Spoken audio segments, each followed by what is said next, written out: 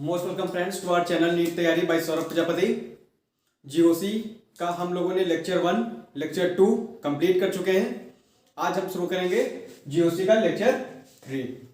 तो लेक्चर 2 में हमने क्या पढ़ाया था? लेक्चर 2 पे हमने सबसे पहले हाइब्रिडाइजेशन आपसे निकलवाया था नाइट्रोजन पे इन नाइट्रोजन कंटेनिंग कंपाउंड्स में। दूसरी हेडिंग हमने उसमें क्या पढ़ी थी? Hybridization on oxygen in oxygen containing organic compound. तीसरे में हमने sp sp2 sp3 इनका size, bond strength, bond length, electronegativity, इन सब चीजों के बारे में हमने पढ़ा था। फिर हमने एरोमेटिक कंपाउंड्स, उसमें हकल्स रूल ऑफ एरोमेटिसिटी ये हमने पढ़ा था। फिर हमने एंटी एरोमेटिक कंपाउंड पढ़ा था, नॉन एरोमेटिक कंपाउंड पढ़ा था। और इसके बाद हम लोगों ने एप्लीकेशंस किए थे। एरोमेटिक कंपाउंड है कि नॉन एरोमेटिक कंपाउंड है कि एंटी एरोमेटिक कंपाउंड है, इनके एप्लीकेशन हम लोगों ने 34 तक किए थे। अब हम शुरू करते हैं लेक्चर 3। तो उसमें सबसे पहले heading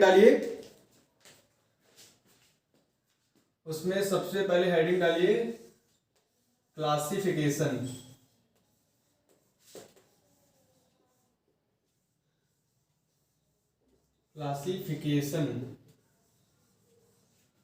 classification of organic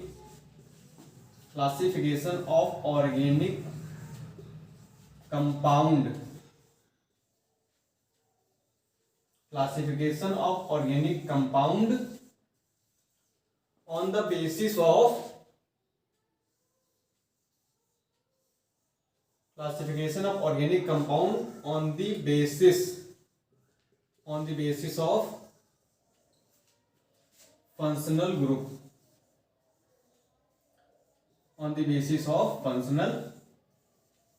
group, ये हमारा लेक्चर 3 स्टार्ट हो रहा है इस हेडिंग से, classification of organic compound on the basis of functional group.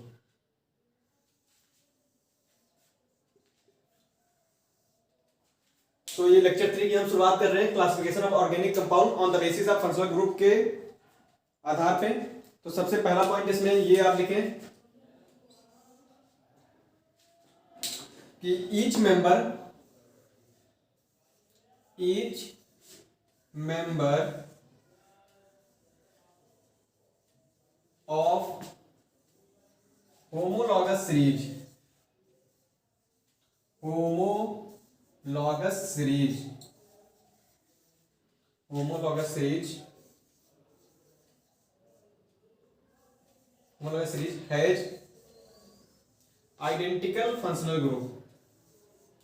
identical functional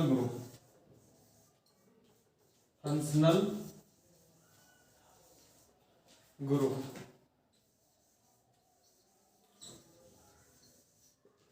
तो पहला पॉइंट क्या आया कि each member of homologous series has identical functional group. तो इसको आप ये समझे कि होमोलॉगस सीरीज क्या होती है। मान लीजिए जैसे अल्कोहल है, तो अल्कोहल में पहला मेंबर क्या हो गया? CH3OH। ये क्या हो गया? मेथेनॉल। दूसरा मेंबर क्या हो गया?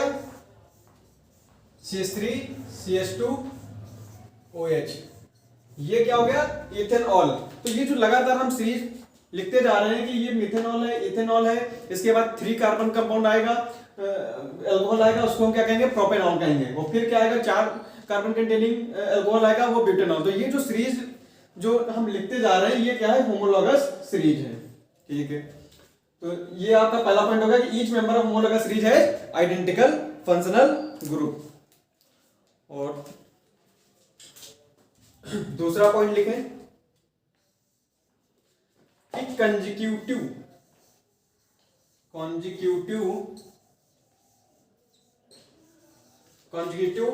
मेंबर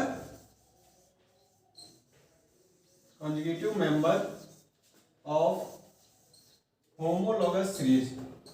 HS का मतलब क्या हो गया? Homologous series. Conjugative member of homologous series differ, DIFFER, differ from CH2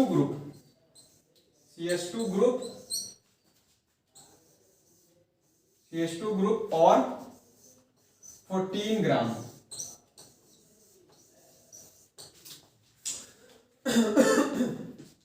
तो कंजुगेटिव मेंबर है एचएस का मतलब क्या है, homologous series differ from CH2 group और 14 ग्राम। जैसा कि आप देख रहे होंगे कि ये मीथेनॉल है, तो मीथेनॉल में क्या हो गया, इसका केमिकल फार्मूला क्या हो गया, CH3OH। और ये हमारा क्या है, इथेनॉल है, तो CH3, इसमें क्या चीज ऐड हुई है, CH2 ग्रुप ही तो ऐड हुआ है।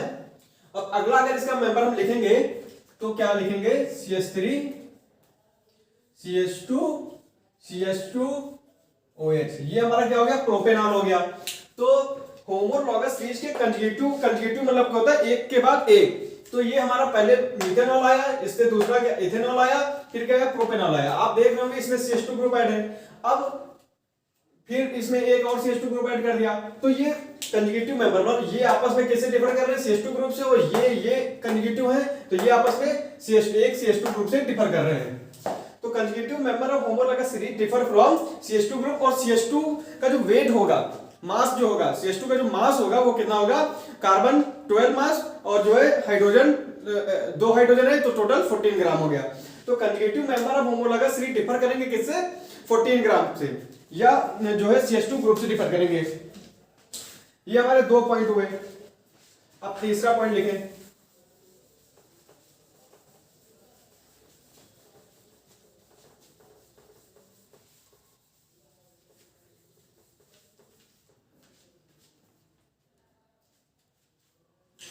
तो ये जो मेंबर है होमोलॉगस सीरीज के, दे हैव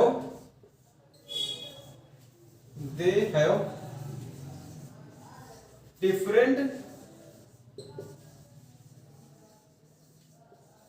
फिजिकल प्रॉपर्टीज। इनकी जो फिजिकल प्रॉपर्टीज जो है वो डिफरेंट होंगी, मतलब मेथनॉल इथेनॉल की जो फिजिकल प्रॉपर्टीज है वो डिफर करेंगे। They have different physical properties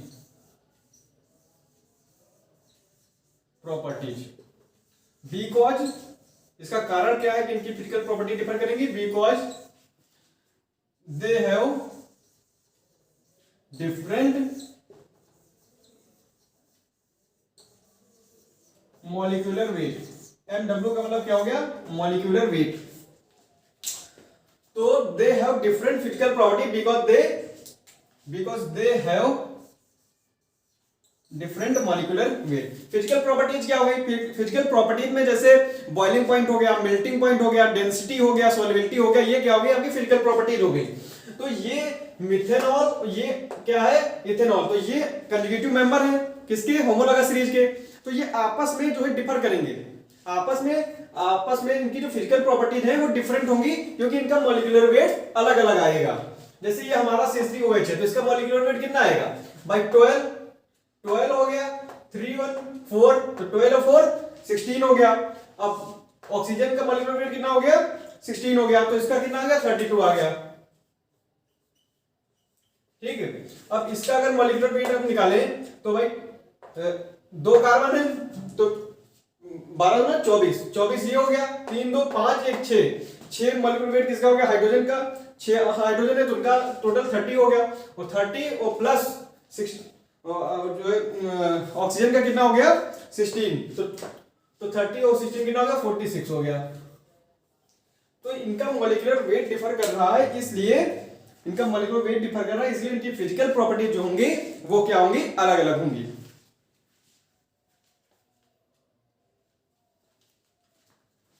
ये हमारा तीसरा पॉइंट कंप्लीट हुआ।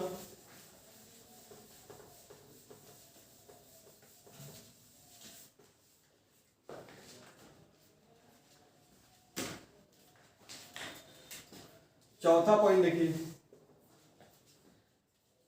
They have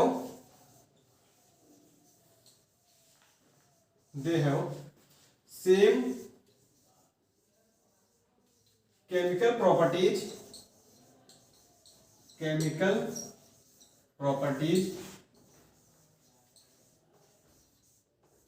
they have same chemical properties because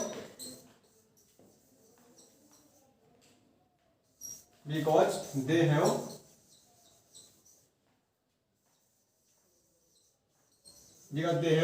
same functional group, same functional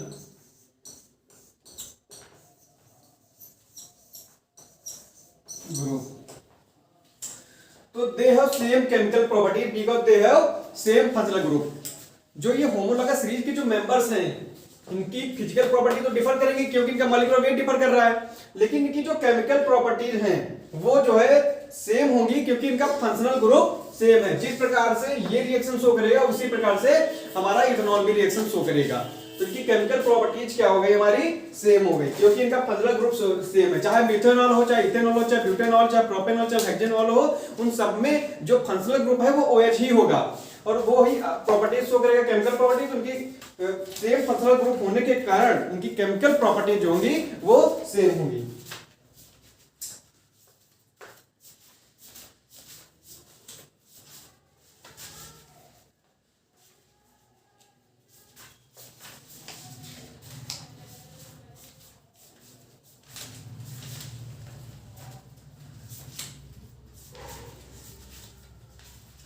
ये फोर्थ पॉइंट हमारा कंप्लीट हुआ।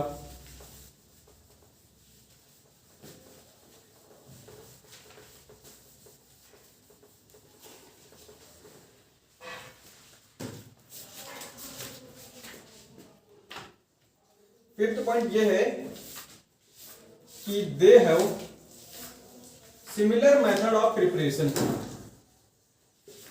Similar method of preparation.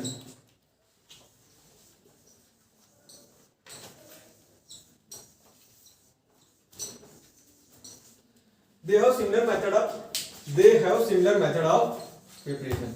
मतलब होमोलॉगस सीरीज के जो मेंबर्स हैं उनका जो प्रिपरेशन होगा, होमोलॉगस सीरीज जैसे मान लीजिए अल्कोहल एक होमोलॉगस सीरीज है इसकी, तो इसकी जो मेथड होगा प्रिपरेशन, जैसे मिथेनॉल बन रहा होगा उसी प्रकार से इथेनॉल भी बनेगा, तो इनका मेथड ऑफ प्रिपरेशन क्या होगा, सेम होगा। इनका मेथड ऑफ प्रिपरेशन क्या होगा, सेम होगा।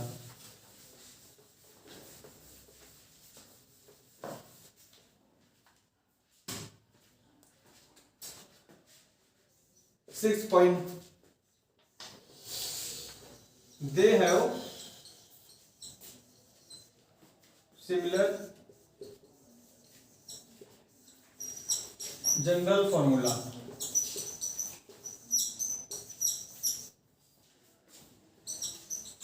इनका जो फॉर्मूला होगा, जनरल फॉर्मूला होगा, वो क्या होगा, सेम होगा। जैसे एल्केन है तो एल्केन का जनरल फॉर्मूला क्या होता है, CnH2n+2। तो ये CnH2n+2 चाहे आप एथेन के लिए निकालिए, चाहे ब्यूटेन के लिए, चाहे हेक्सेन के लिए, चाहे हेप्टेन, चाहे जितनी बड़ी चेन हो, तो वो सबके लिए सेम होगा। They have similar general formula. तो इस प्रकार से ये जो हेडिंग थी कि classification of organic compound on the basis of functional group, तो इसमें हमने आपको होमोलॉगस सीरीज के बारे में बताया। होमोलॉगस सीरीज के बारे में हमने पहला पॉइंट हमने बताया कि होमोलॉगस सीरीज हो आइडेंटिकल फंक्शनल ग्रुप। दूसरा पॉइंट हमने क्या बताया, दूसरा पॉइंट हमने ये बताया कि कंजुगेटिव मेंबर, जो लगातार वाले मेंबर हैं वो कैसे डिफर करेंगे, CH2 ग्रुप से या 14 ग्राम से। तीसरा पॉइंट हमने क्या बताया कि उनकी जो फिजिकल प्रॉपर्टीज है वो क्या करेंगी, वो जो है डिफरेंट होगी क्योंकि उनका मॉलिक्यूलर वेट डिफरेंट होगा। और इस प्रकार से हमने चौथा पॉइंट बताया क्योंकि केमिकल प्रॉपर्टीज क्या होंगी, सेम होंगी क्योंकि उनका फंक्शनल ग्रुप सेम है। पांचवा पॉइंट हमने क्या बताया कि they have similar method of preparation, उनका जो प्रिपरेशन का मेथड है वो जो है सिमिलर होगा। फिर अगला पॉइंट हमने बताया they have similar general formula, उनका जनरल फॉर्मूला भी सिमिलर होगा। आप इसे नोट कर चुके होंगे। अब हम आगे बढ़ते हैं।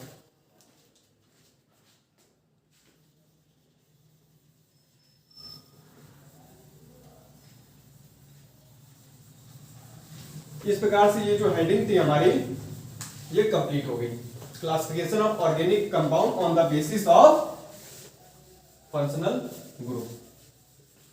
तो अब हम आपको कई होमोलॉगस सीरीज बताने जा रहे हैं अगली हेडिंग में, और उनका जो जनरल फॉर्मूला है वो हम डिस्कस करने जा रहे हैं। एक कॉलम में लेफ्ट हैंड साइड पे आप होमोलॉगस सीरीज लिखेंगे और राइट हैंड साइड पे इधर हम लिख रहे हैं होमोलॉगस सीरीज, होमोलॉगस सीरीज।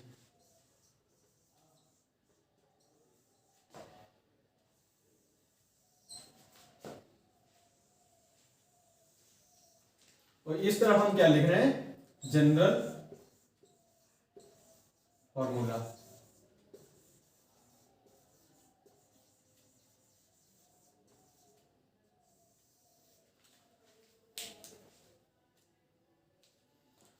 तो इस तरफ हम होमोलॉगस सीरीज लिखेंगे, इस तरफ हम क्या लिखेंगे, जनरल फॉर्मूला लिखेंगे। तो पहली होमोलॉगस सीरीज का क्या नाम है,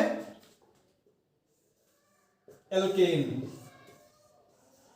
जिसे आगे विस्तार में पढ़ेंगे। तो एल्केन का जो जनरल फॉर्मूला है, ये क्लास 9 से आप पढ़ते आ रहे होंगे कि इसका जनरल फॉर्मूला क्या होता है, CnH2n+2। यहां पे n क्या शो कर रहा है, n नंबर ऑफ कार्बन को शो कर रहा है, n क्या शो कर रहा है, नंबर ऑफ कार्बन, n क्या शो कर रहा है, नंबर ऑफ कार्बन को, n किसे शो कर रहा है, नंबर ऑफ कार्बन को। CnH2n+2 ये जो है एल्केन का जनरल फार्मूला होता है। दूसरी होमोलॉगस सीरीज क्या हो गई, एल्केन के पास हो गई एल्कीन, एल्कीन। और साइक्लो एल्केन के लिए भी, साइक्लो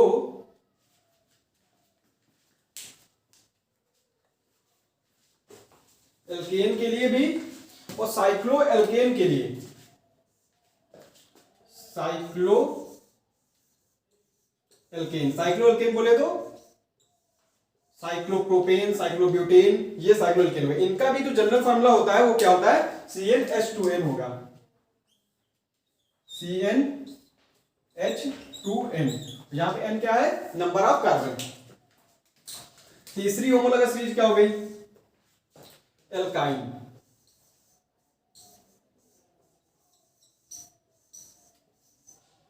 या साइक्लो एल्कीन, साइक्लो एल्कीन, या फिर डाइईन।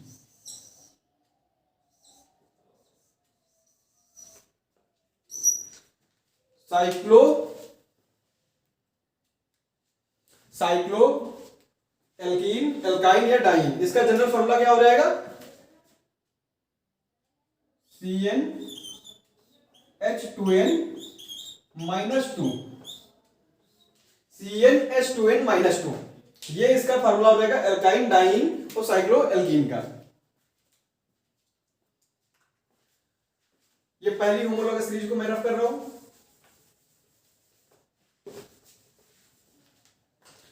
अगली जो होमोलॉगस सीरीज आती है वो आती है एल्किल हैलाइड, एल्किल हैलाइड मतलब एल्केन में अगर एक हाइड्रोजन को हटा के अगर हम हेलोजन ग्रुप को जोड़ दें तो वो क्या बन जाता है, एल्किल हैलाइड। तो इसका जनरल फार्मूला क्या होता है, CnH2n+1 और इधर क्या हो गया X, CnH2n+1X। यहां पे एक हाइड्रोजन निकल जाता है और एक X मतलब हेलोजन ग्रुप अटैच हो जाता है, तो इसलिए CnH2n+1X। यहां पे X क्या है, हेलोजन ग्रुप। अब क्या लिख सकते हैं, X क्या है, halogen group, halogen group. X क्या है यहां पे, हेलोजन ग्रुप।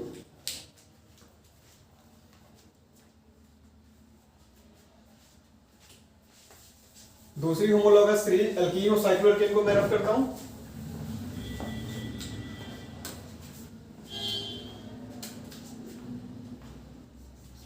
पांचवी होमोलॉगस सीरीज जो आती है वो आती है अल्कोहल, अल्कोहल या फिर ईथर के लिए। अल्कोहल हो या फिर ईथर हो, इस अल्कोहल नहीं, अल्कोहल, अल्कोहल।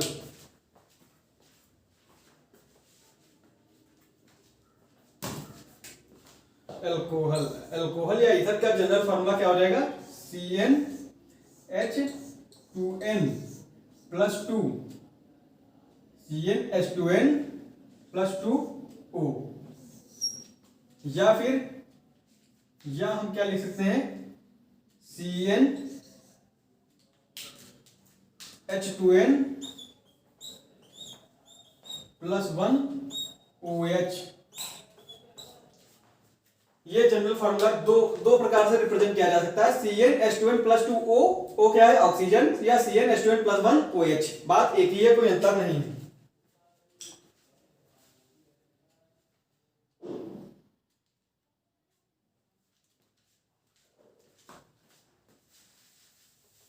ये हमारी पांचवी होमोलॉगस सीरीज हो गई।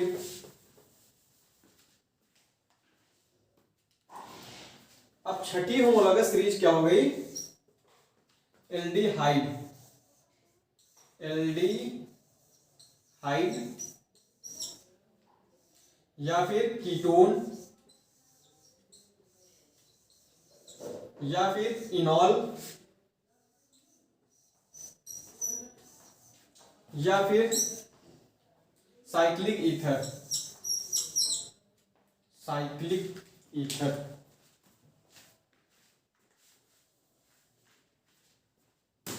Cyclic ether, cyclic ether. इसका जनरल फॉर्मूला क्या हो जाएगा? CnH2nO, CnH2nO। ये क्या हो जाएगा? जनरल फार्मूला हो जाएगा एल्डिहाइड का, कीटोन का, इनॉल का, साइक्लिक ईथर का। ये इनॉल क्या होता है? इनॉल मतलब हो गया जिसमें डबल बॉन्ड भी प्रेजेंट हो और अल्कोहलिक ग्रुप भी प्रेजेंट हो, वो इनॉल हो जाएगा। एल्डिहाइड में एल्डिहाइड का फंक्शनल ग्रुप क्या होता है? CHO, कीटोन का CO।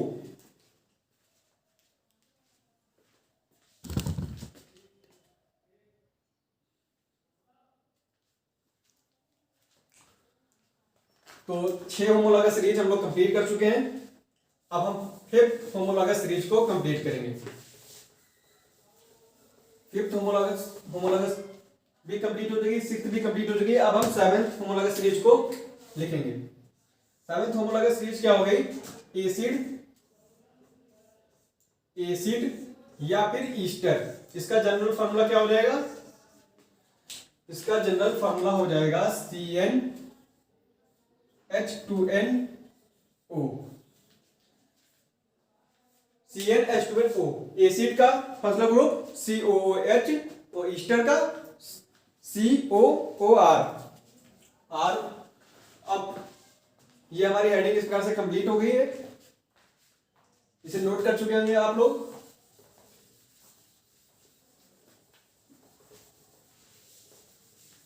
अब जो अगली हेडिंग जो हमें पढ़नी है तो वो classification of organic compound on the basis of structure.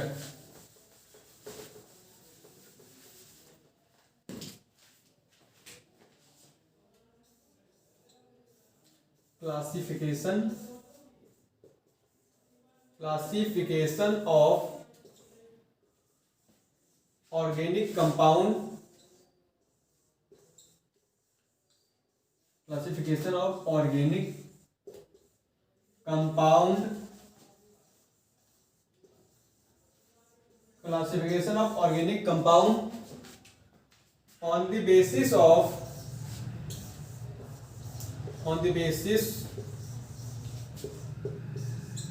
structure, on the basis of structure।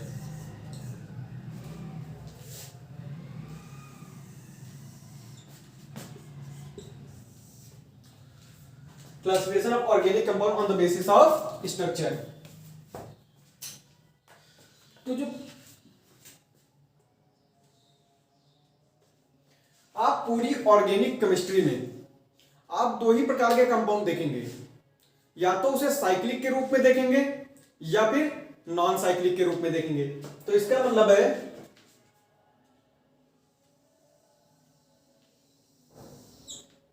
कि ऑर्गेनिक कंपाउंड स्ट्रक्चर के हिसाब से नॉन साइक्लिक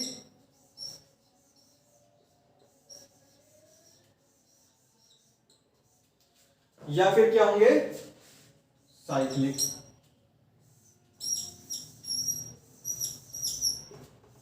साइक्लिक होंगे या फिर नॉन साइक्लिक। और जो नॉन साइक्लिक होंगे तो इन्हें हम एक और नाम से जाना जाता है। किस नाम से? Open chain. इन्हें हम और क्या कह सकते हैं? Open chain. ठीक है। नॉन साइक्लिक को हम ओपन चेन के भी नाम से जानते हैं। इनको एक और नाम से भी कहा जाता है aliphatic compound. ALIPHATIC, aliphatic compound.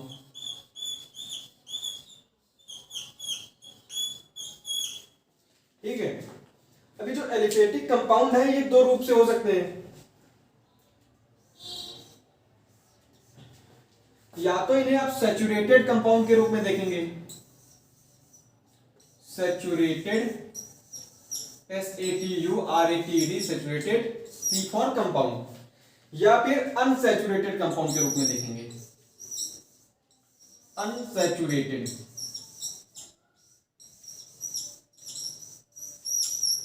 Unsaturated compound. ठीक है, तो पूरी ऑर्गेनिक केमिस्ट्री में आप दो प्रकार के कंपाउंड देखेंगे, या तो नॉन साइक्लिक या फिर साइक्लिक। तो नॉन साइक्लिक कंपाउंड को ही हम क्या कहेंगे, ओपन चेन कहेंगे, और इन्हीं ओपन चेन कंपाउंड्स को हम एलिफेटिक कंपाउंड भी कहेंगे। तो ये एलिफेटिक कंपाउंड दो प्रकार से हो सकते हैं, सैचुरेटेड भी हो सकते हैं, अनसैचुरेटेड।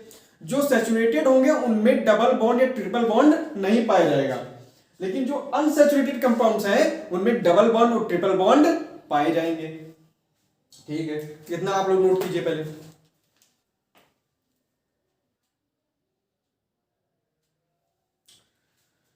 अब जो आपका नॉन साइक्लिक में बस इतना ही है।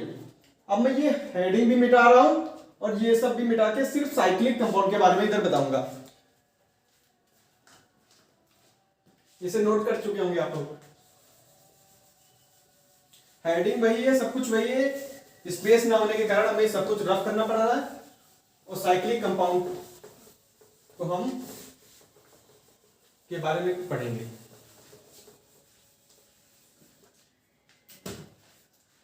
साइक्लिक, साइक्लिक मतलब ऑर्गेनिक केमिस्ट्री में नॉन साइक्लिक कंपाउंड होंगे या साइक्लिक कंपाउंड होंगे। और नॉन साइक्लिक कंपाउंड को हम क्या कहते हैं, ओपन चेन कहते हैं, और साइक्लिक कंपाउंड को हम क्या कहेंगे, close chain, CLOSED, close chain.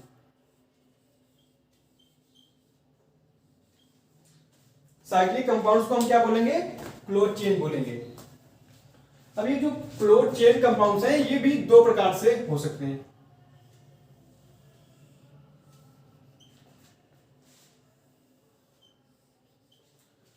Homocyclic, homocyclic नाम से ही पता चल रहा है कि इसमें जो भी एलिमेंट होगा एक ही टाइप के एलिमेंट होंगे। होमोसाइक्लिक, या फिर क्या होंगे, हेट्रोसाइक्लिक, हेट्रोसाइक्लिक,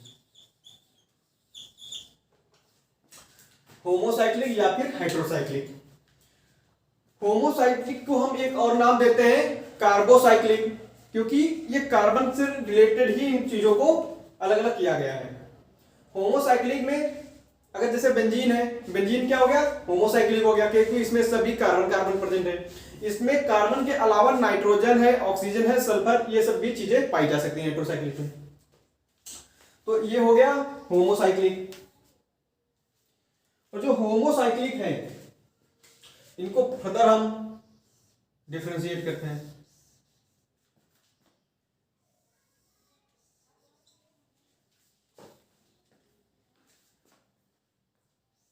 एलिसाइक्लिक,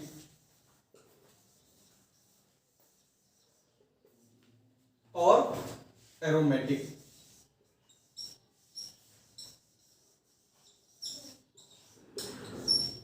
एलिसाइक्लिक और एरोमेटिक में हमने इनको डिफरेंशिएट किया। जो एलिसाइक्लिक है ये एक प्रकार से साइक्लिक कंपाउंड है विद एलिफेटिक प्रॉपर्टीज। ये क्या है, साइक्लिक कंपाउंड है, cyclic compound, cyclic compound with aliphatic properties, aliphatic properties, properties.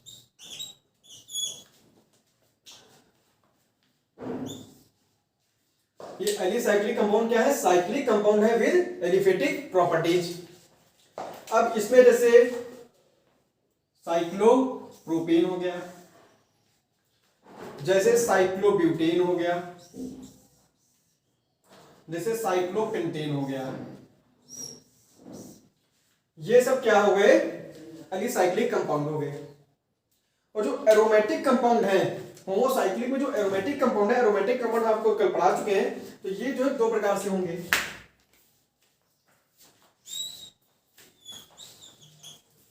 Aromatic compound दो प्रकार से होंगे। एक जो एरोमेटिक कंपाउंड है वो बेंजेनॉइड, बेंजेनॉइड, ठीक है, और एक क्या हो जाएगा, नॉन बेंजेनॉइड, नॉन बेंजेनॉइड। एक क्या हो गया, बेंजेनॉइड हो गया, एक क्या हो गया, नॉन बेंजेनॉइड हो गया। जो बेंजेनॉइड है, नॉन बेंजेनॉइड है। बेंजेनॉइड, नॉन बेंजेनॉइड में देखिए आप, जैसे मान लीजिए ये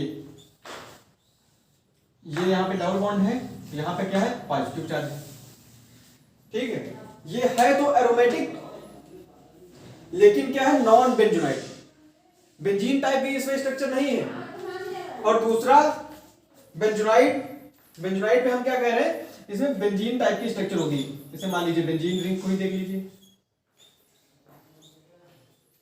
ये क्या है, बेंजेनॉइड, या फिर बेंजोइक एसिड को देख लीजिए,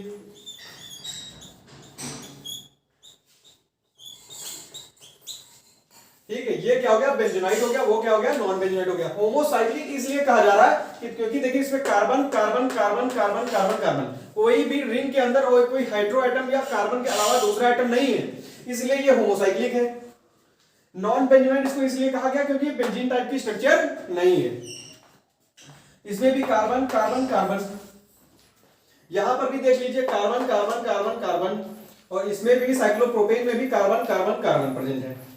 तो यहां पे रिंग के अंदर कोई भी कार्बन के अलावा दूसरा एटम ना प्रेजेंट होने के कारण इसको क्या कहा गया, होमोसाइक्लिक।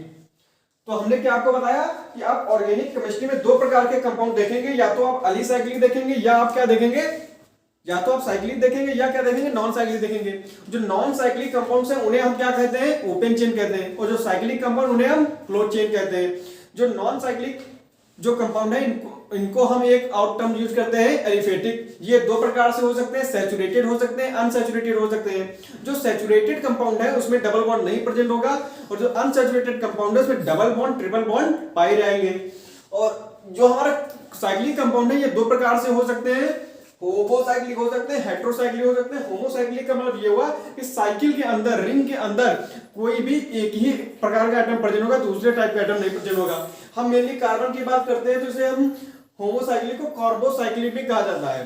तो जैसे ये भी दो प्रकार से हो गए, एलिसाइक्लिक, एरोमेटिक। ये एरोमेटिक नहीं है, ये एरोमेटिक है। एरोमेटिसिटी निकालना हमने आपको सेकंड लेक्चर में बता दिया है, वो आप सेकंड लेक्चर में देख सकते हैं। तो एरोमेटिक को भी दो भागों में डिवाइड कर दिया गया है, बेंजोनाइड, नॉन बेंजोनाइड। बेंजोनाइड मतलब जिसमें बेंजीन टाइप की एरोमेटिक रिंग प्रेजेंट हो, नॉन बेंजोनाइड जिसमें बेंजीन टाइप का स्ट्रक्चर ना हो लेकिन एरोमेटिक हो। और ये एलिसाइक्लिक कंपाउंड हो गए। अब मैं ब्लैक बोर्ड पे जो को लिखा है, व्हाइट बोर्ड पे जो लिखा है मैं उसे रफ कर रहा हूं। अब मैं आपको हेटेरोसाइक्लिक के बारे में बताऊंगा।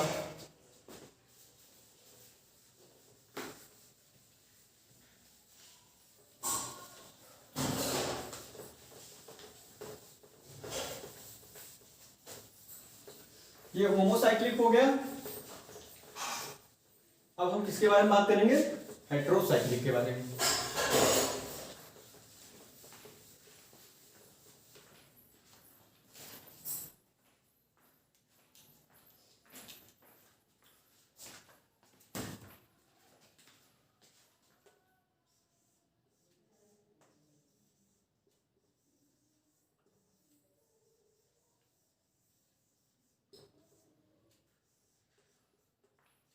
हेटेरोसाइक्लिक, हेटेरोसाइक्लिक में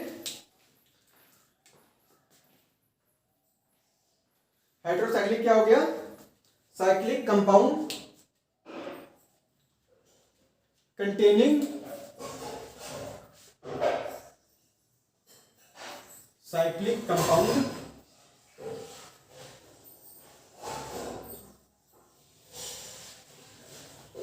cyclic compound have containing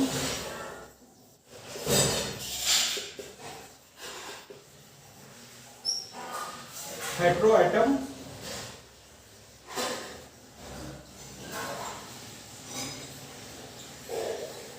nitrogen, oxygen या फिर सल्फर, इन्हें हम क्या कहेंगे? Heterocyclic compound. होमोसाइक्लिक कंपाउंड को हमने दो भागों में डिवाइड किया था, एलिसाइक्लिक और एरोमेटिक में। हेटेरोसाइक्लिक कंपाउंड को भी हम दो भागों में डिवाइड कर रहे हैं।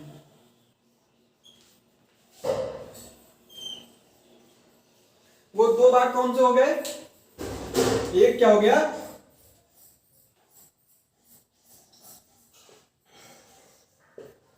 एक क्या हो गया?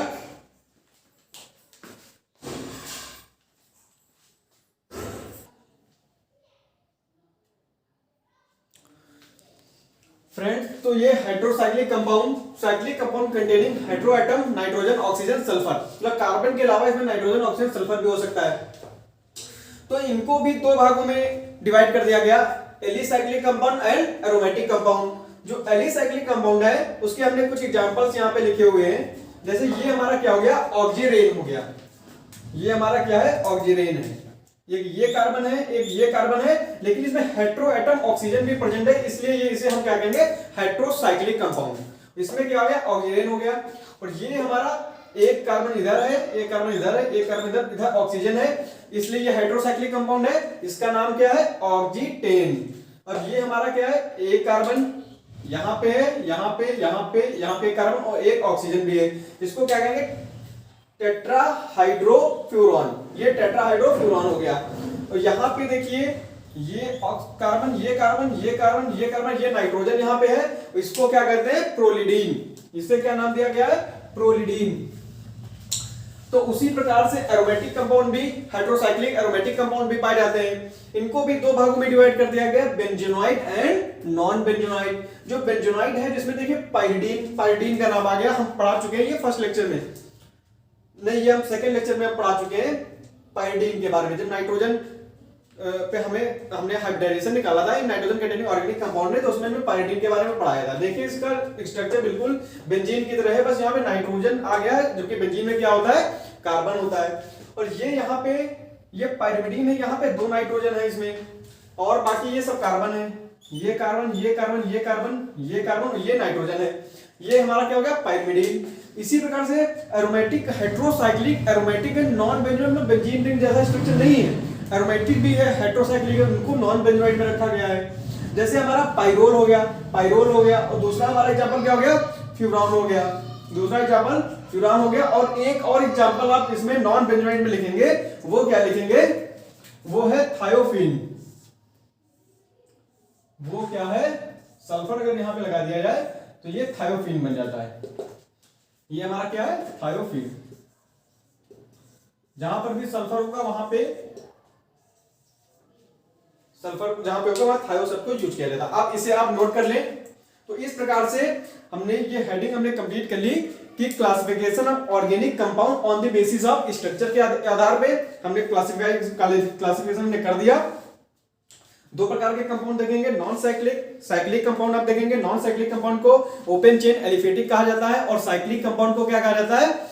आप जो है क्लोज चेन कह सकते हैं। साइक्लिक कंपाउंड दो प्रकार से हो सकते हैं, होमोसाइक्लिक हो सकता है, हेटेरोसाइक्लिक हो सकता है। और होमोसाइक्लिक जो कंपाउंड है आपके, उनको भी दो भागों में डिवाइड कर दिया गया है, एलिसाइक्लिक, एरोमेटिक। एलिसाइक्लिक को हमने आपको बता दिया, साइक्लोप्रोपेन, साइक्लोब्यूटेन, साइक्लोहेक्सेन, साइक्लोहेक्टेन, ये सब क्या हो गए? ये हमारे एलिसाइक्लिक कंपाउंड हो गए। इनके अंदर एलिफेटिक प्रॉपर्टी ही पाई जाएंगी। और इसके बाद जो हमारा एरोमेटिक था वो दो भागों में, बेंजोनाइड, नॉन बेंजोनाइड। अब हेटेरोसाइक्लिक कंपाउंड के बारे में हमने ये आपको बता दिया। अब इसको हम कर रहे हैं रफ। अगली इंपॉर्टेंट हेडिंग जो आ रही है वो आ रही है कि क्लासिफिकेशन ऑफ कार्बन। इसको बेसिक है और बहुत इंपॉर्टेंट, बहुत ध्यान से समझिएगा, क्योंकि इससे आप ये जानेंगे कि कौन सा प्राइमरी कार्बन है, कौन सा सेकेंडरी कार्बन है, कौन सा टर्सरी कार्बन है, कौन सा क्वाटर्नरी कार्बन है, कौन सा प्राइमरी हाइड्रोजन है, कौन सा सेकेंडरी हाइड्रोजन है। इन सब चीजों के बारे में बात करेंगे। अब हम क्या पढ़ने जा रहे हैं? Classification of carbon.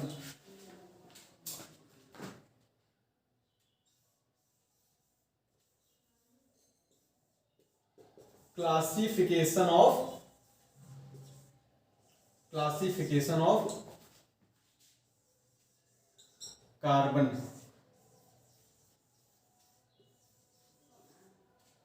Classification of carbon. तो क्लासिफिकेशन ऑफ कार्बन में सबसे पहला जो कार्बन होता है ये होता है प्राइमरी कार्बन। प्राइमरी कार्बन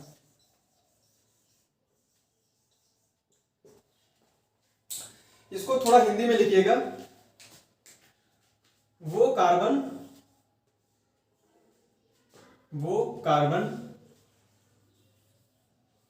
जो एक कार्बन से अटैच हो, एक कार्बन से अटैच हो, उसे क्या कहेंगे? प्राइमरी कार्बन कहेंगे। ये अपने टर्म में मैं बता रहा हूं आपको कि प्राइमरी कार्बन क्या था। वो कार्बन जो एक कार्बन से अटैच हो। जैसे एग्जांपल, जैसे मान लीजिए हमने लिख दिया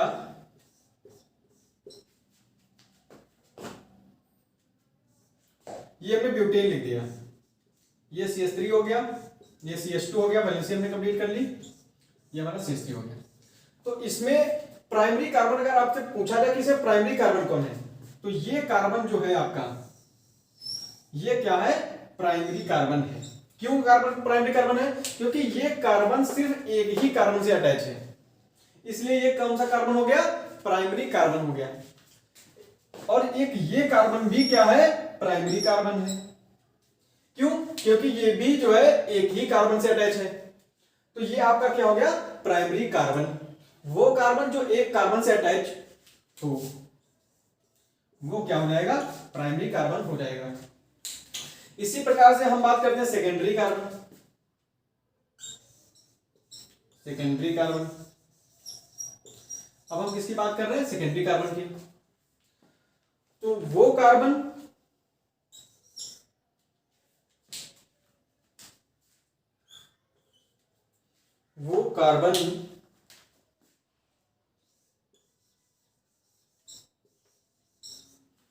जो दो कार्बन से जुड़ा हो, जो दो कार्बन से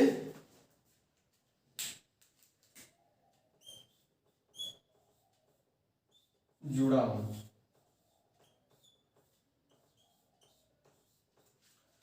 तो सेकेंडरी कार्बन क्या हो गया?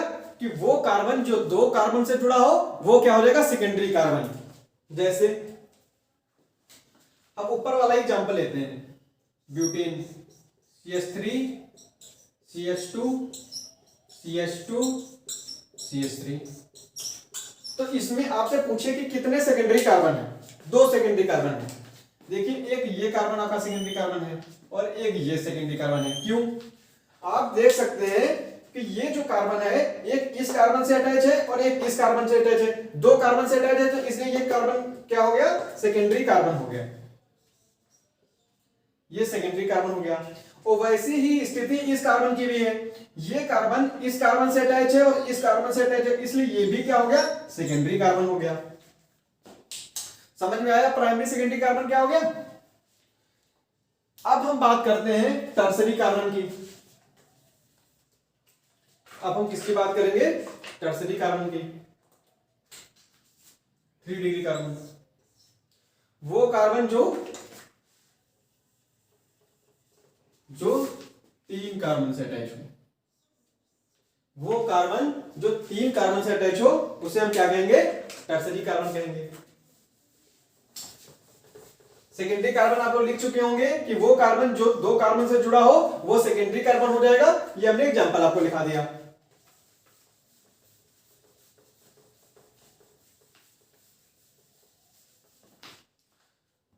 अब टर्सरी कार्बन की बात हो रही है तो इसका एग्जांपल लिखिए। मान लीजिए एक ये कार्बन है, ये कार्बन है, ये कार्बन है, ये कार्बन है और एक हाइड्रोजन अटैच है। इसकी वैलेंसी पूरी की CH3 CH3 CH3। तो इसमें देखिए इसमें आपसे पूछा जाए कि इसमें प्राइमरी कार्बन प्रेजेंट है, कौन सा कार्बन नहीं प्रेजेंट है, प्राइमरी सेकेंडरी टर्सरी में जब तक जितना हमने पढ़ा है उसमें कौन सा कार्बन इसमें नहीं प्रेजेंट है, तो आप देख के ध्यान से बता सकते हैं कि इसमें सेकेंडरी कार्बन कहीं भी नहीं प्रेजेंट है। इसमें सिर्फ दो प्रकार के कार्बन प्रेजेंट है, एक प्राइमरी कार्बन प्रेजेंट है और एक टर्सरी कार्बन प्रेजेंट है। देखिए ये कार्बन हमारा क्या है, टर्सरी कार्बन है।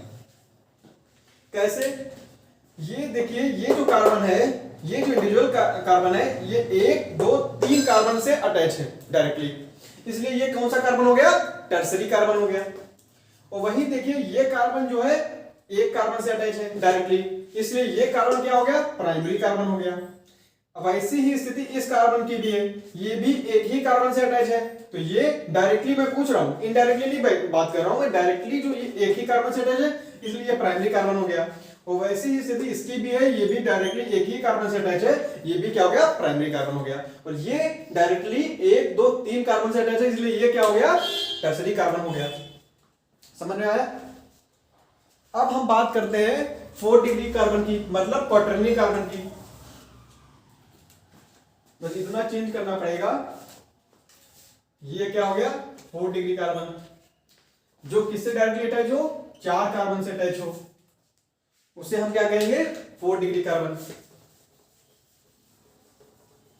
टर्सरी कार्बन आप लोग लिख चुके होंगे। अब ये 4 डिग्री कार्बन आप जैसे मैं रफ करके यहां पे कुछ सब्स्टिट्यूट कर दे रहा हूं, आपको ये नहीं करना है, आपको लिखते जाना है। तो ये 4 डिग्री कार्बन वो कार्बन जो 4 कार्बन से अटैच हो, डायरेक्टली अटैच हो। यहां पे आप डायरेक्टली शब्द का प्रयोग कर सकते हैं, डायरेक्टली अटैच हो, उसे हम क्या कहेंगे, 4 डिग्री कार्बन कहेंगे। जैसे एग्जांपल, ये कार्बन है, इससे अटैच है, इससे अटैच है, इससे अटैच है, इससे अटैच है। इसकी बैलेंसिंग कंप्लीट हो चुकी है, 4 टेट्राहेड्रल बॉन्ड बना सकता है, कोवेलेंट बॉन्ड, ये CH3, ये CH3, तो ये CH3।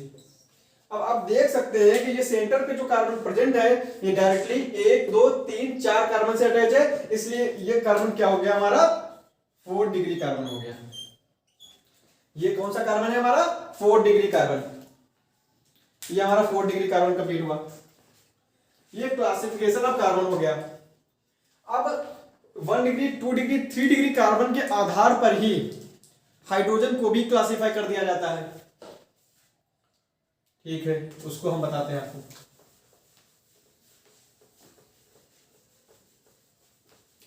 बहुत आसानी से समझ में आया होगा, बहुत आसान भाषा में हमने समझाया। अब हम क्लासिफिकेशन ऑफ कार्बन हेडिंग, अब दूसरी हेडिंग इसी में डाल दीजिएगा छोटी सी, वो क्या डाल दीजिएगा, क्लासिफिकेशन ऑफ हाइड्रोजन। ये सब हेडिंग है इसी कार्बन के अंदर, classification of hydrogen.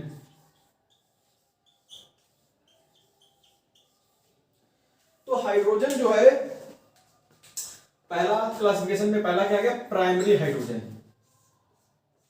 Primary hydrogen क्या हो गया, तो इसमें आप लिखें कि वो हाइड्रोजन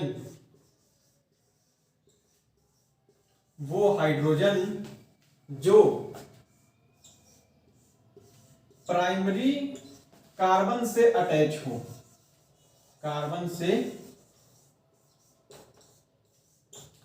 वो हाइड्रोजन जो प्राइमरी कार्बन से जुड़ा हो,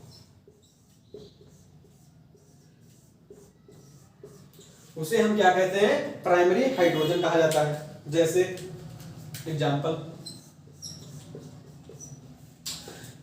जैसे हम लिखते हैं CH3 CH2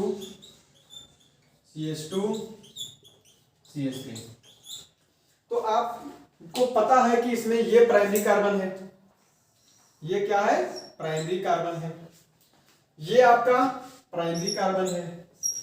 तो इससे डायरेक्टली अटैच हाइड्रोजन कितने हैं, 3 हाइड्रोजन। ये 3 हाइड्रोजन जो है प्राइमरी कार्बन से डायरेक्टली अटैच है, तो इसका मतलब है कि ये जो हाइड्रोजन है ये हमारा क्या हो गया, प्राइमरी हाइड्रोजन हो गया। ये 3 हाइड्रोजन प्राइमरी हाइड्रोजन हो गए। और इधर भी ये प्राइमरी कार्बन है, तो इससे डायरेक्टली अटैच ये 3 हाइड्रोजन है, ये भी क्या हो गया, प्राइमरी। ये तीनों हाइड्रोजन क्या हो गए, प्राइमरी हाइड्रोजन हो गए।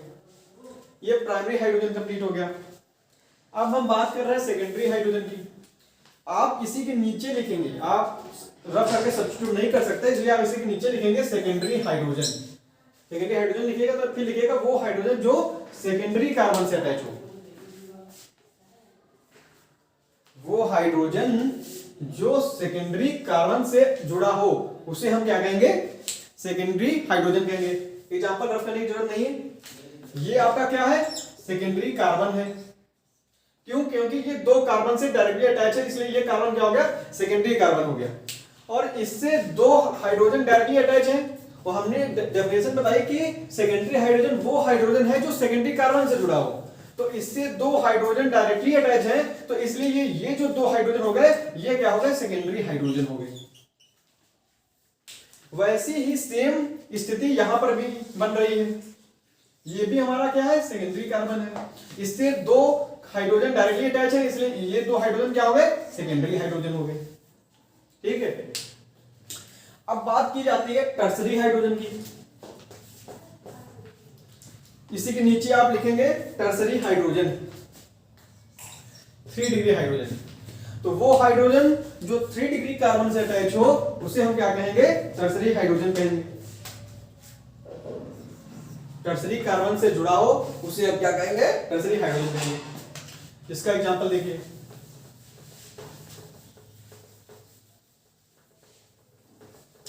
बहुत ही सरल भाषा में समझा रहे हैं। तो इसका एग्जांपल क्या हो जाएगा टर्सरी हाइड्रोजन का, सी, ये सी, ये सी, ये सी, ये हाइड्रोजन, ये CH3, ये CH3, ये CH3। तो यहां पे ये हमारा क्या है, टर्सरी कार्बन है। और टर्सरी कार्बन माने डेफिनेशन लिखी कि वो हाइड्रोजन जो टर्सरी कार्बन से जुड़ा हो, तो इसमें यही एक हाइड्रोजन है जो टर्सरी कार्बन से जुड़ा है। तो ये हाइड्रोजन हमारा क्या हो गया, ये हाइड्रोजन हमारा क्या हो गया, टर्सरी हाइड्रोजन हो गया। ये हाइड्रोजन हमारा क्या हो गया, टर्सरी हाइड्रोजन हो गया। ये कंप्लीट कर लिया आपने टर्सरी हाइड्रोजन। अब इतने ही प्रकार के हाइड्रोजन होते हैं, 3 degree hydrogen, first degree hydrogen, second degree hydrogen, 3 प्रकार के हाइड्रोजन हो गए। अब आप सोच रहे होंगे कि 4 डिग्री हाइड्रोजन क्यों नहीं होता, 4 डिग्री कार्बन तो होता है। वो इसलिए नहीं होता है, आप इसको नीचे लिख सकते हैं कि ये CH3, ये CH3, ये CH3, ये CH3। आप देख रहे होंगे कि कार्बन की दरअसल टर्सरी जब कार्बन बनता है, क्वाटरनरी कार्बन बनता है, तो उसमें उसकी बैलेंसिंग कंप्लीट हो चुकी होती है। अब यहाँ पे हाइड्रोजन अटैच नहीं हो सकता, इसलिए 4 डिग्री हाइड्रोजन होता भी नहीं है। आप लिख सकते हैं कि 4 डिग्री हाइड्रोजन आगे नहीं होता, 4 डिग्री हाइड्रोजन नहीं होता। इस प्रकार से आपकी ये हेडिंग कंप्लीट होती है।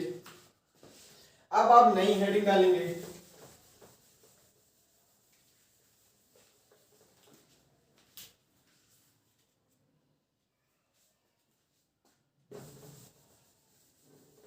नई हेडिंग ये है कि classification of carbon, classification of carbon on the basis of functional group, on the basis of functional group,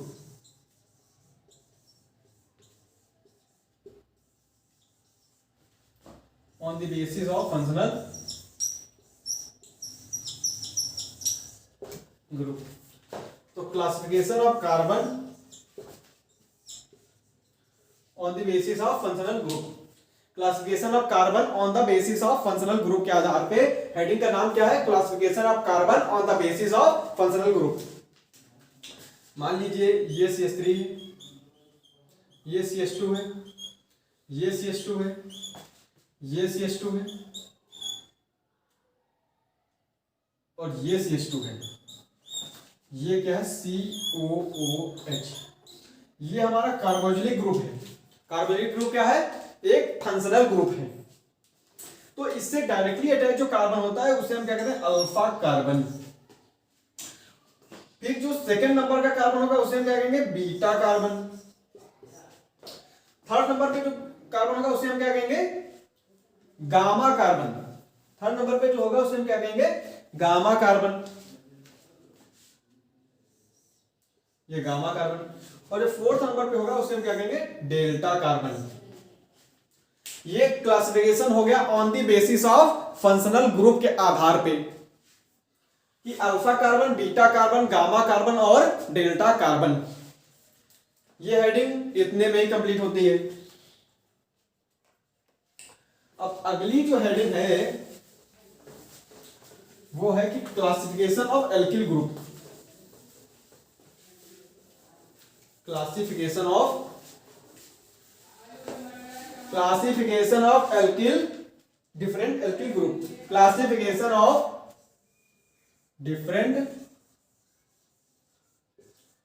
classification of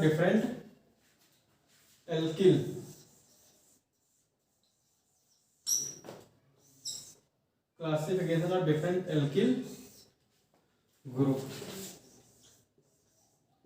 classification of different alkyl group. तो ये हेडिंग आपने डाल दी, classification of different alkyl group.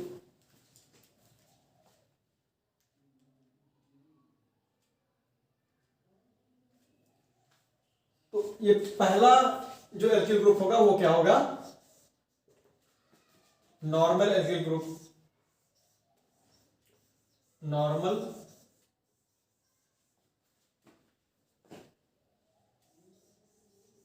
Alkyl group, जिसको हम N alkyl groups के नाम से भी जानते हैं।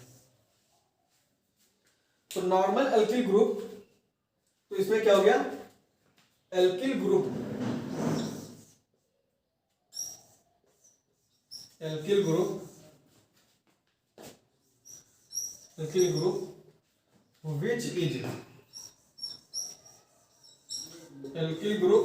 which is formed by, which is formed, normal alkyl group क्या हो गया, alkyl group which is formed by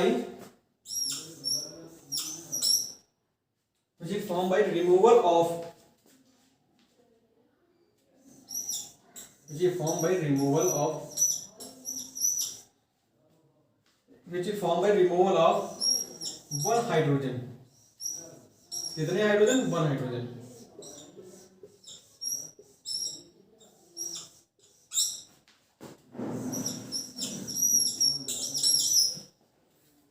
alkyl group which is formed by removal of one hydrogen from terminal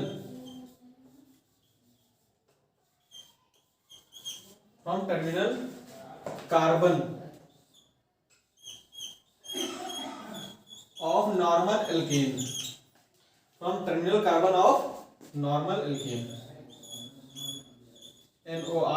normal alkane। तो ये हमारा क्या हो गया, नॉर्मल एल्किल ग्रुप हो गया कि alkyl group which is form by removal of hydrogen, one hydrogen from terminal carbon of normal alkane. जैसे मान लीजिए कि ये CH3, ये क्या है, इथेन, ये क्या है, इथेन, ठीक है।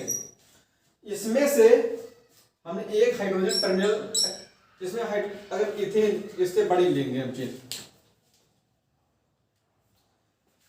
इथेन ना लीजिए आप, प्रोपेन ले लीजिए।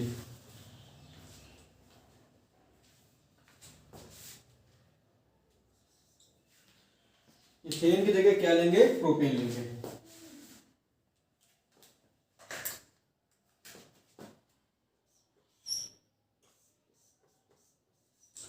तो इसमें एक, ये मान लीजिए ये शुरुआत का सिरा हुआ, ये हमारा एंड हुआ, तो यहां से एक हाइड्रोजन हमने निकाल दिया तो क्या बचा, CH3, CH2,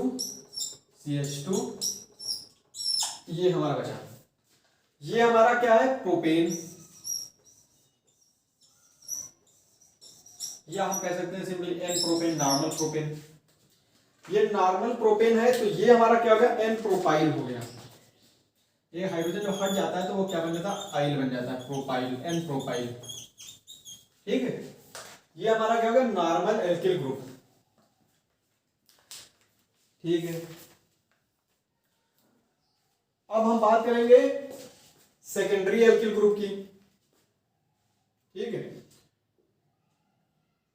तो सेकेंडरी एल्किल ग्रुप की बात करेंगे। दूसरा क्या हो जाएगा, सेकेंडरी एल्किल ग्रुप। आप ये दूसरा पॉइंट लिखेंगे अपने नोट्स में, तो यहां पे क्या लिखेंगे, secondary, secondary, secondary alkyl group. ठीक, तो इसमें क्या होता है, alkyl group which is form by removal of one hydrogen from, terminal की जगह यहां पे क्या हो जाएगा, सेकेंडरी कार्बन हो जाएगा।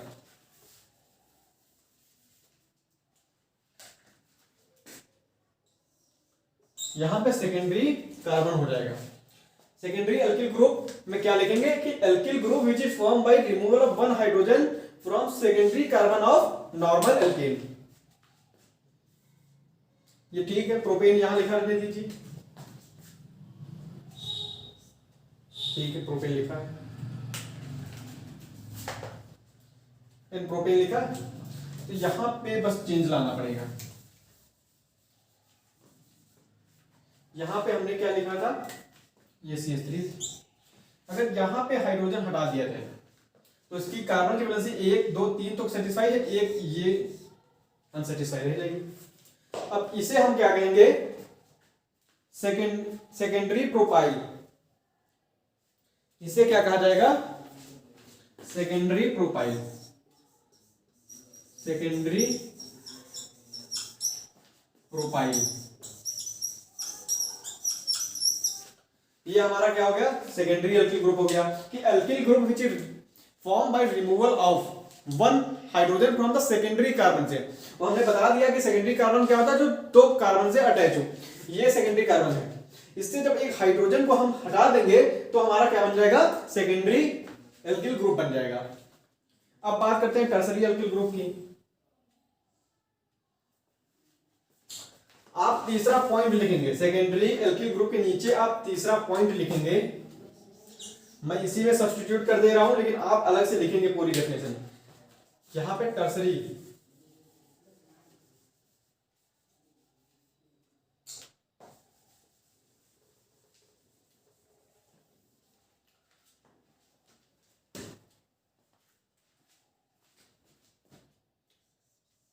Three degree alkyl group. तो alkyl group which is form by removal of one hydrogen from tertiary carbon, बस इतना अंतर आएगा। इसको आप पूरा लिखेंगे कि alkyl group which is form by removal of one hydrogen from tertiary carbon of normal alkane नहीं लिखेंगे यहां पे, यहां पे सिंपली एल्केन लिखेंगे। यहां पे नॉर्मल एल्केन नहीं लिखेंगे, आप सिंपली एल्केन लिखेंगे। और एग्जांपल क्या होगा वो मैं बता रहा हूं।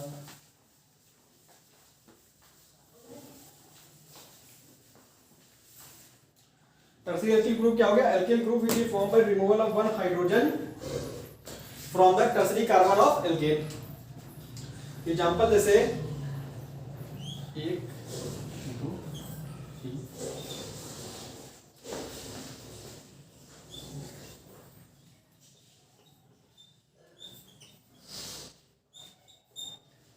ये हमारा क्या है,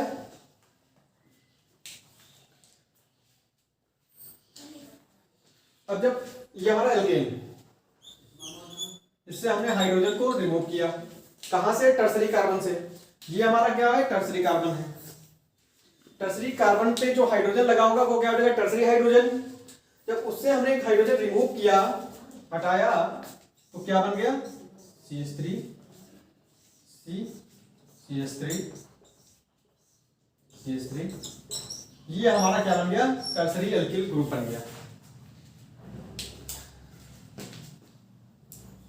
ये टर्सरी ब्यूटाइल, ये हमारा क्या हो गया, टर्सरी ब्यूटाइल। ये हमारा क्या बन गया, 3 डिग्री ब्यूटाइल ग्रुप बन गया। तो इस प्रकार से हमने आपको फर्स्ट मतलब कि normal alkyl group, secondary alkyl group, tertiary alkyl group के बारे में हमने बता दिया। अब कुछ और प्रकार के भी एल्किल ग्रुप होते हैं, उनके बारे में जानिए।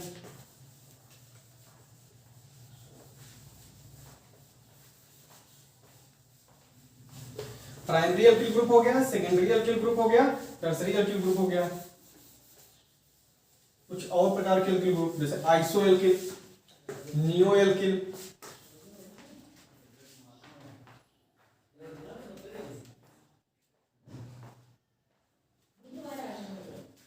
अब हम क्या बात करेंगे आइसो एल्किल ग्रुप की। किसकी बात करने जा रहे हैं, iso alkyl. Iso alkyl group.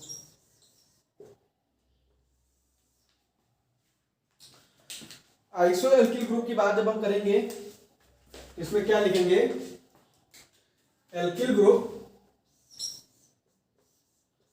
Alkyl group in which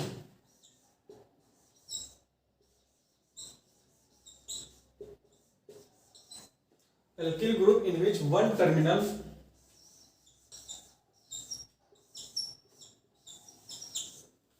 alkyl group in which one terminal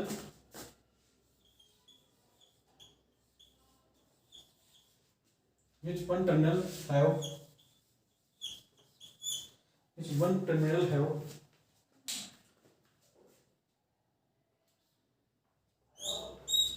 ये CH2 ग्रुप होता है एक टर्मिनल पे,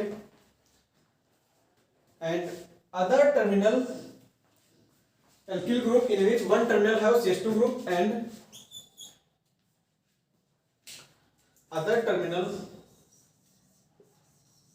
एक कोने पे क्या होगा, CH2 ग्रुप ये होगा, और अदर टर्मिनल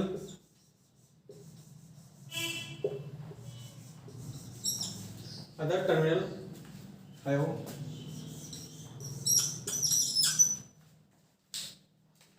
CH3 CH3, एक तरफ क्या होगा, ये ग्रुप प्रेजेंट होगा।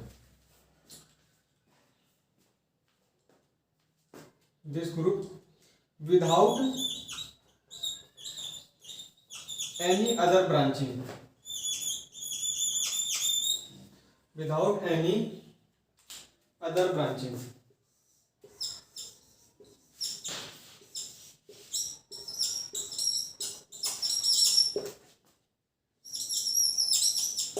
without any other branching, alkyl group in which one terminal have CH2 ये ग्रुप होगा, अदर टर्मिनल है this group without any other branching, उसे हम क्या कहेंगे, आइसो एल्किल ग्रुप कहेंगे। एक एग्जांपल देखिए, तो सिंपल सा एग्जांपल लिया जाए, CH3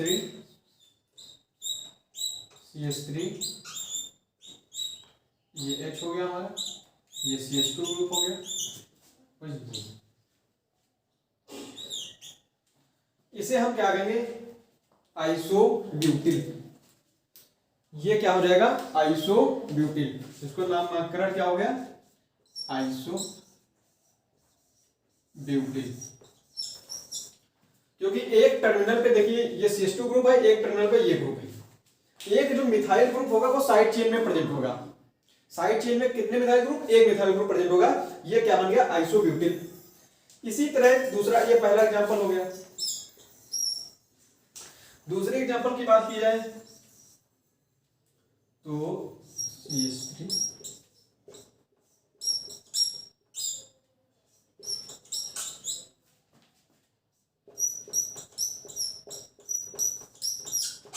ये हमारा क्या हो गया, आइसोपेंटिल। 1 2 3 4 5 10 इसमें जब हम वर्डरूट लिखते हैं तो जितने भी कार्बन है उन्हें हम काउंट कर लेते हैं, आइसोपेंटिल। ये दो एग्जांपल हमने लिखा दिए किसमें, आइसोएल्किल ग्रुप में। Alkyl group which is form bye, एक टर्मिनल पे क्या होगा, CH2 ग्रुप होगा, और दूसरे टर्मिनल पे क्या होगा, ये हमारा ग्रुप होगा, और विदाउट एनी अदर ब्रांचिंग, कोई ब्रांचिंग नहीं होगी। और ये आइसोब्यूटिल, ये आइसोपेंटिल, दो एग्जांपल दिए। अब जो हमें, इसको आप नोट कर चुके होंगे। अब हम जो पांचवा जो हम टाइप का एल्किल ग्रुप पढ़ेंगे वो हम पढ़ेंगे नियो एल्किल ग्रुप। पांचवा पॉइंट क्या पढ़ेंगे? Neo alkyl group. Neo alkyl group. Neo alkyl group, तो alkyl group in which one terminal है ऑफ CH2, ये तो होगा ही होगा, लेकिन अदर टर्मिनल है बस यहां पे एक और CH3 आ जाएगा और ये हाइड्रोजन हट जाएगा। ठीक है, तो विदाउट एनी अदर ब्रांचिंग। अब इसके एग्जांपल देखिए,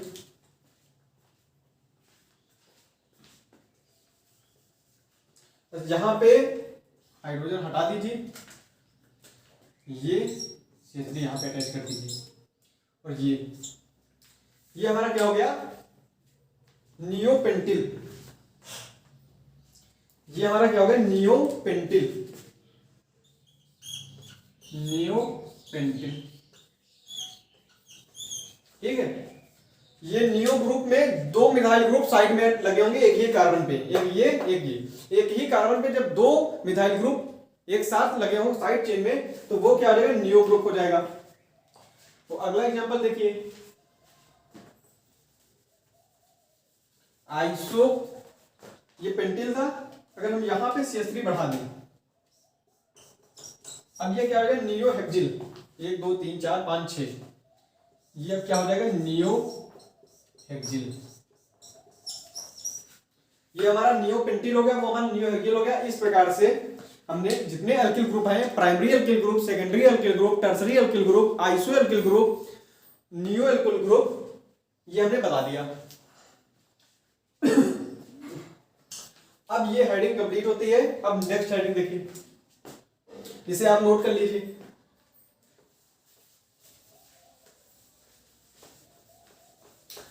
अब हम पढ़ेंगे एरियल ग्रुप। अब हम किसके बारे में पढ़ेंगे? Classification of aryl group. ये इस तीसरे लेक्चर की आखिरी हेडिंग होगी और इसी के साथ हमारा जीओसी का तीसरा लेक्चर बाइंड अप हो जाएगा।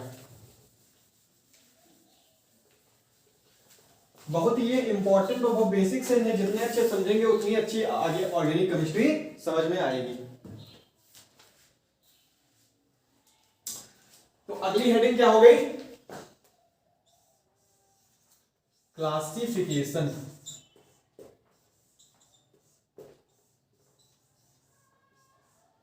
Classification of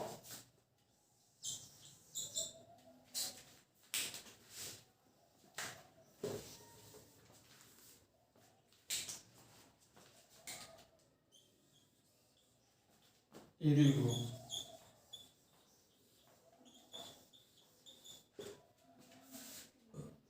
classification of aryl group. तो सबसे पहले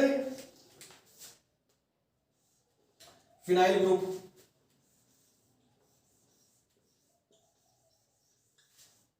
फिनाइल ग्रुप का स्ट्रक्चर आपको ज्ञात होगा।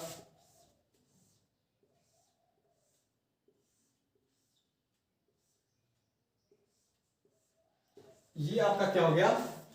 फिनाइल ग्रुप हो गया, मतलब C6H5। तो ये आपका क्या हो गया? फिनाइल ग्रुप हो गया, C6H5।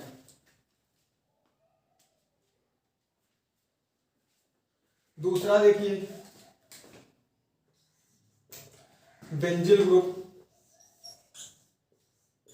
Benzyl group, benzyl group, इसको हम कंप्लीट कैसे लिखेंगे? C6H5CH2। ये क्या हो गया? Benzyl group. इसको कैसे रिप्रेजेंट करेंगे?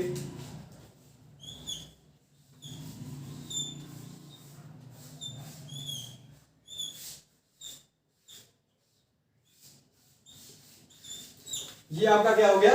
Benzyl group. ठीक है, फिनाइल ग्रुप हो गया, बेंजिल ग्रुप हो गया। अब हम तीसरा पढ़ेंगे बेंजल ग्रुप, बेंजल ग्रुप,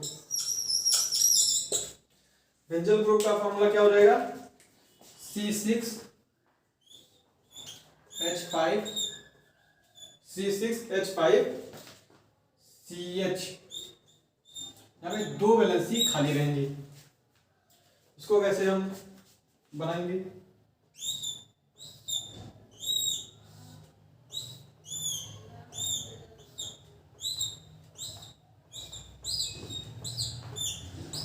ये हमारा क्या हो गया? Benzyl group.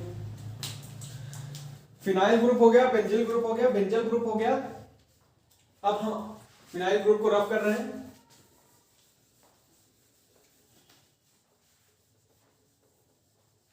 और बेंजिल ग्रुप को भी रफ कर रहे हैं। तो हमारा फिनाइल ग्रुप हो गया, बेंजिल ग्रुप हो गया। अब हमारा आता है बेंजो ग्रुप, फोर्थ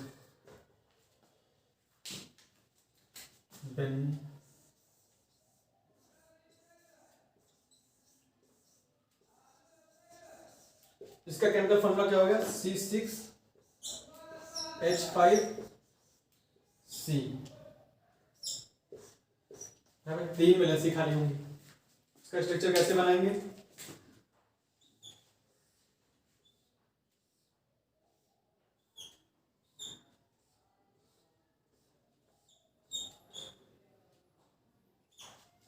ये हमारा क्या हो गया? Benzo group.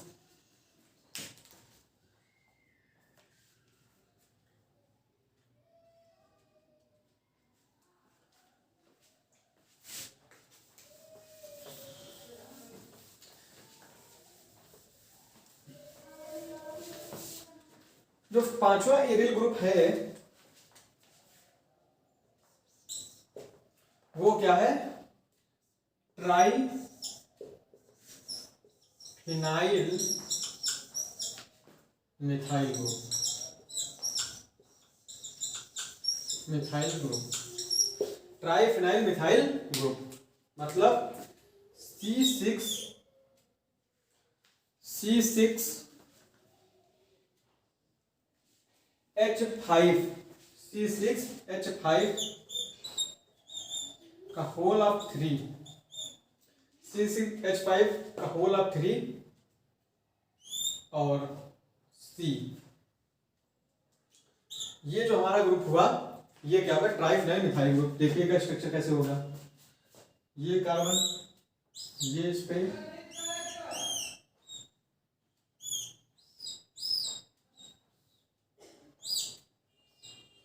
एक ये बना, एक ये हमारा फिनाइल ग्रुप बना, एक ये ट्राइफिनाइल मिथाइल ग्रुप में ये आया और एक हमारा ये बना मिथाइल फिनाइल ग्रुप। तो ये हमारा क्या हो गया? Triphenyl methyl group. तो इस प्रकार से ट्राइफिनाइल मिथाइल ग्रुप आपने बना लिया होगा। और इसी के साथ हमारा लेक्चर 3 का समापन होता है। लेक्चर 3 हमारा खत्म होता है। तो लेक्चर 3 में हम लोगों ने क्या क्या पढ़ा? सबसे पहले classification of organic compound on the basis of functional group. उसमें हमने होमोलॉगस सीरीज के बारे में पढ़ा। होमोलॉगस सीरीज के बारे में कुछ इंपॉर्टेंट चीजें जानी। फिर हमने कुछ होमोलॉगस सीरीज जैसे एल्केन हो गया, एल्कीन हो गया, एल्काइन हो गया, अल्कोहल हो गया, ईथर हो गया, एल्डिहाइड कीटोन हो गया, एसिड हो गया, ईस्टर हो गया, इन सबका हमने जनरल फार्मूला पता किया। फिर हमने classification of organic compound on the basis of structure हमने पढ़ा। और इसके बाद उसमें हमने 2 प्रकार के कंपाउंड होते हैं, non cyclic, cyclic. Non cyclic को एलिफेटिक कहते हैं। साइक्लिक में भी हमने होमोसाइक्लिक, हेट्रोसाइक्लिक हमने पढ़ा। होमोसाइक्लिक में भी हमने 2 प्रकार से पढ़ा, एलिसाइक्लिक और एरोमेटिक। हेट्रोसाइक्लिक में भी एलिसाइक्लिक, एरोमेटिक पढ़ा। एलिसाइक्लिक जो हेट्रोसाइक्लिक में था ऑक्सीजन, ऑक्सीटेन, टेट्राहाइड्रोफिरॉन, प्रोलिडीन, ये सब हमने पढ़ा। और जो हमने एरोमेटिक में पढ़ा तो एरोमेटिक में हमने बेंजोनाइड, नॉन बेंजोनाइड, बेंजोनाइड में हमने एग्जांपल्स पढ़े पाइरीडीन और पाइरीमिडीन। और उधर हमने पढ़ा क्या कहते हैं उसे, जो उधर हेट्रोसाइक्लिक था तो उसमें नॉन बेंजोनाइड में हमने पाइरोल पढ़ा था, फ्यूरॉन पढ़ा था, थायोफिन पढ़ा था। इसके बाद क्लासिफिकेशन ऑफ हमने कार्बन किया। उसमें हमने प्राइमरी सेकेंडरी कार्बन क्या होता है, टर्सरी कार्बन क्या होता है, 4 डिग्री क्वाटरनरी कार्बन क्या होता है, ये हमने पढ़ा। प्राइमरी सेकेंडरी टर्सरी हाइड्रोजन को हमने पढ़ा। और इसके बाद हमने classification of carbon on the basis of functional group के आधार पे हमने पढ़ा, alpha beta gamma delta carbon क्या होता है। और इसके बाद हमने जो कुछ पढ़ा वो आपके सामने है कि हमने n alkyl group, secondary alkyl group, tertiary alkyl group, और इसके बाद आइसो एल्किल, नियो एल्किल, और हमने क्या पढ़ा कि ये हमने एरियल ग्रुप हमने पढ़े। तो उसमें हमने सबसे पहले फिनाइल ग्रुप, फिर हमने बेंजिल ग्रुप, फिर हमने बेंजल ग्रुप, फिर हमने बेंजो ग्रुप, फिर हमने ट्राइफिनाइल मिथाइल ग्रुप पढ़ा। तो इसी के साथ लेक्चर 3 खत्म हो रहा है। अब हम मिलेंगे लेक्चर 4 में, तब तक के लिए जय हिंद, जय भारत, वंदे मातरम।